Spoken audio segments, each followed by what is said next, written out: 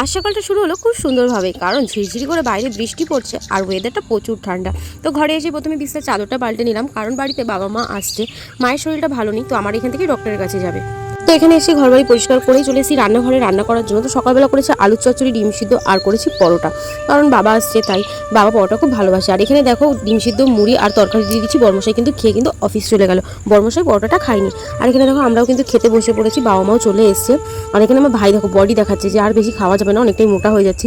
তারপরে কিন্তু আমিও খেয়ে নিচ্ছি। আর এখানে বাবা আসার সময় নিয়েছিল বড় একটা রুই মাছ, সেটাই বাবা ধুয়ে দিল। আমি এখানে চলে এসেছি রান্নাঘরে দুপুরে রান্নাটা করার জন্য।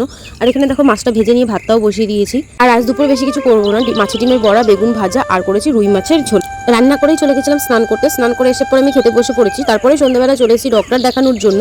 তো এখানে দেখো বড়মশাই বুঝিয়ে দিচ্ছিল যে আগে এই ওষুধগুলো খেত। তো ডক্টরকে দেখানোর পরে ওষুধ নিয়ে আমরা যখন বাড়ি ফিরছি তখন কাকুর দোকান থেকে নিয়ে নিয়েছি চপ, কারণ বাড়িতে এসে খাবো। তো আজকের ভিডিওটা ভালো লেগে থাকলে like, comment, share and subscribe করে দিও।